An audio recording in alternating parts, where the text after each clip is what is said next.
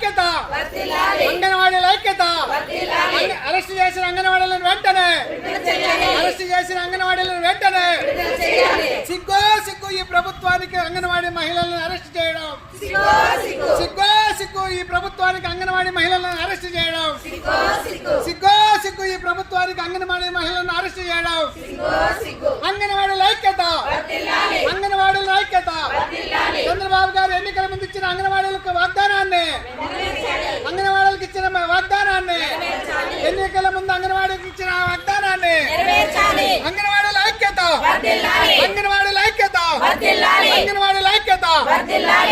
కనీస వేతనం 26,000 ఇవ్వాలి. కనీస వేతనం 26,000 ఇవ్వాలి. కనీస వేతనం 26,000 ఇవ్వాలి. కనీస వేతనం 26,000 ఇవ్వాలి. సుప్రీం కోర్టు తీర్పు ప్రకారం 26,000 ఇవ్వాలి. సుప్రీం కోర్టు తీర్పు ప్రకారం 26,000 ఇవ్వాలి. గ్రాడ్యుయేట్ని అమలు చేయాలి.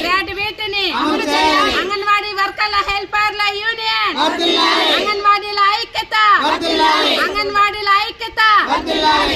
మీడియా మిత్రులకు ఈకోట మండలం తరపున నమస్తే.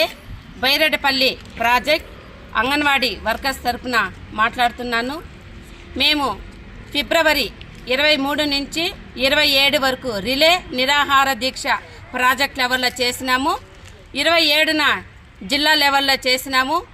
తర్వాత మార్చి 2వ తేదీ విజయవాడ అక్కడ మేము మహాధర్నాలో పాల్గొన్నాము. నిన్న మధ్యాహ్నం వరకు ధర్నా చాలా చక్కగా జరిగింది.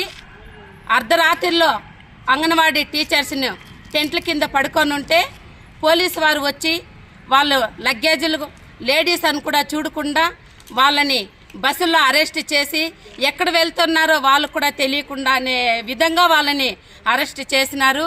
ఇది చాలా ఘోరమైన విషయము. అందులో లేడీస్ని అర్ధరాత్రులు అరెస్ట్ చేసేంత అవసరమేమి?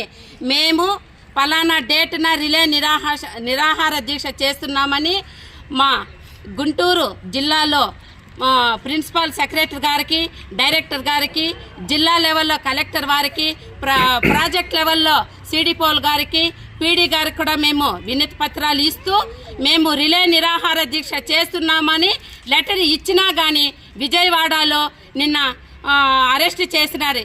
ఇది చాలా మోసమైన విషయము. కానీ ఇలాంటి దారుణాలకు మేము ఎదుర్కొని ఎన్నో విజయాలు సాధించుకున్నాము. అందులో ఇది ఒకటి.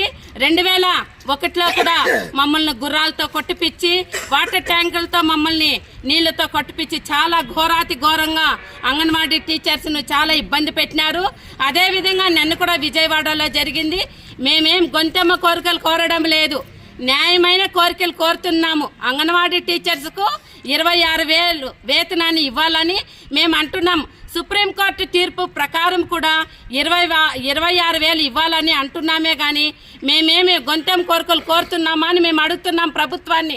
మేము 42 రోజులు సమ్మె పాలనలో టెంట్ దగ్గరకు వచ్చి అమ్మ మా ప్రభుత్వం వస్తే మీకు ఖచ్చితంగా తెలంగాణ కంటే అదనంగా మీకు జీతాలు పెంచుతామని చెప్పి హామీ ఇచ్చినారు. ఆ హామీ మిమ్మల్ని నిలబెట్టుకోవాలనేసి మేము అంటున్నాము. కానీ అంగన్వాడీ టీచర్స్ మేము న్యాయంగా మేము సమ్మె చేస్తున్నాము. మీరు దౌర్జన్యంగా వచ్చి మమ్మల్ని అరెస్ట్ చేసి అంగన్వాడీ టీచర్స్కి ఇబ్బంది పెడుతున్నారు. మేము ఒకటే కోరుకుంటున్నాము, మేము మా జీతాలు పెంచకపోతే ఈ సమ్మె అనేది మేము మేము వెంటనే కంటిన్యూ చేస్తామని చెప్పి ప్రభుత్వానికి తెలియజేస్తున్నాం. మీడియా మిత్రులకు నాతోటి anganwadi workers and helpers union తరఫున 3 యూనియన్ల తరఫున తెలియజేయడం ఏమనగా ఇప్పుడు 26వ తేదీ నుంచి 27 వరకు రిలే నిరాహార దీక్ష జరిగింది. మరియు మహాధర్నా విజయవాడలో 2వ తేదీ నిర్వహించాలని స్టేట్ కమిటీ నిర్ణయం మేరకు వెళితే అక్కడ ఉన్న నాయకులను, అంగన్వాడీ వర్కర్లను మా అందరినీ కూడా అరెస్ట్ చేయడము ఇదేమాత్రము సమంజసం కాదు. అది రాబోయే భవిష్యత్ తరాలకు కూడా ఇది చాలా వెన్నుపోటు లాంటిది. కాబట్టి ఇప్పుడు చేస్తున్న దుర్మార్గమైన ఆలోచనలు ప్రభుత్వం మానుకొని అక్కడ వచ్చేసిన అంగన్వాడీ వర్కర్లని, నాయకుల్ని విడుదల చేయాలి. మరియు మా అంగన్వాడీ యొక్క న్యాయమైన కోరికలను తీర్చాలని కోరుకుంటూ ఈ చిన్న అవకాశం ఇచ్చిన వారికి